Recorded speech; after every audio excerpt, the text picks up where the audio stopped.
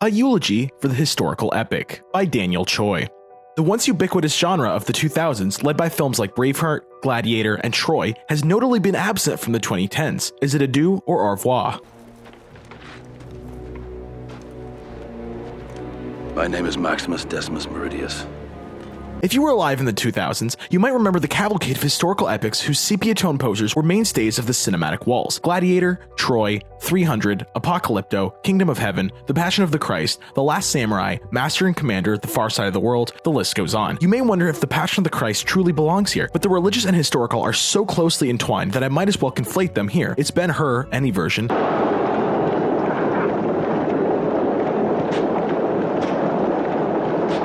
but one or the other. What about The Mission or Silence? The historical epic has always been the biggest of showbiz. Consider Gone with the Wind, famously the highest grossing film in history, adjusted for inflation, and the most expensive to produce at the time, though possibly losing out to the $4 million 1925 Ben-Hur. If that isn't as old Hollywood as it gets, we can go back even further. The Birth of a Nation.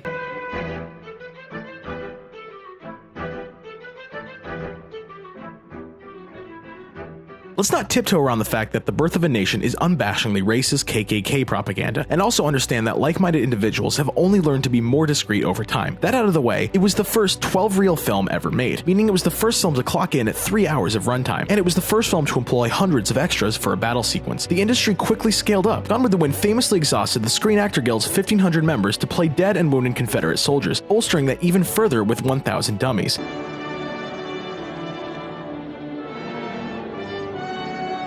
The famous chariot race scene in Ben-Hur required 15,000 extras and an 18-acre backlot, but none of that compares to the 300,000 extras who attended Gandhi's funeral, in which movie you could probably guess. In short, the historical epic is aptly named. It overlaps with a number of subgenres, but you know it when you see it. Religious epics like Ben-Hur and the Ten Commandments preceded the 60s boom of historical dramas like Spartacus, Lawrence of Arabia, Cleopatra, and Dr. Zhivago. This was the first golden age. Director David Lean, Lawrence of Arabia, Dr. Zhivago, and also The Bridge on the River Kwai, was a giant of the era whose wide shots of the Arabian desert remain the definition of an epic landscape.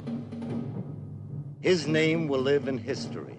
It's worth to mention his usage of special effects lenses and 70mm film, marketed as Super Panavision 70. He wasn't the first to use it. That honor goes to The Big Fisherman, a lesser-known religious historical drama about the life of Peter the Apostle. But Lean used it better. Lawrence of Arabia's languid pace and breadth of movement is a direct result of the massive format. Quicker cuts and movement would be literally nauseating to theater audiences. The popularity of historical epics would sharply decline from the 70s onward, displaced by the grittier realism of new Hollywood's directors. Saigon.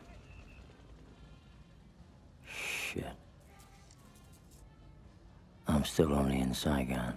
And the cynical angst surrounding Vietnam and the Cold War. Of course, I don't deign to establish a casual link between the social connections of the time and the decline of the historical epic's popularity, but it's very tempting to speculate. Historians have the privilege of regarding the past as a mere accumulation of happenings, but the historical epic must tell a story, weaving a narrative around sympathetic protagonists to do so. The genre is subsequently prone to facilitating propaganda. Consider the very first entry, The Birth of a Nation. Compare that to Gods and Generals, which came out in 2003. Ronald F. Maxwell and Ted Turner's 3.5-hour tribute to the lost cause of the Confederacy. The resurgence of the historical epic in the 2000s was led by Mel Gibson's Braveheart.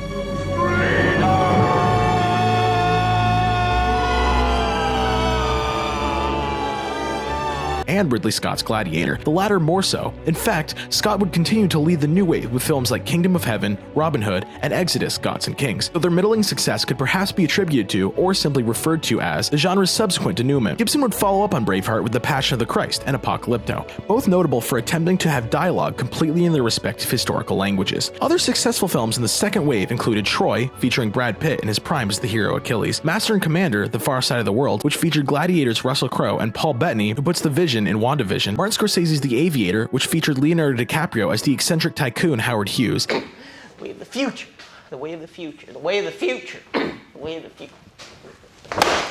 Wave of the future.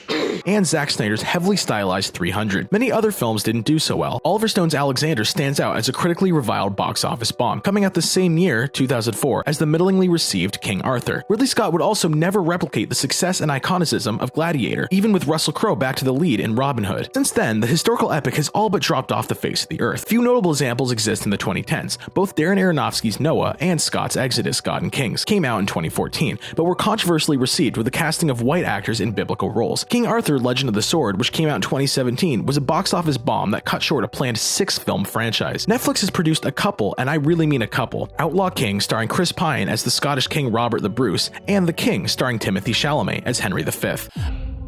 Already I can feel the weight of this crown I wear.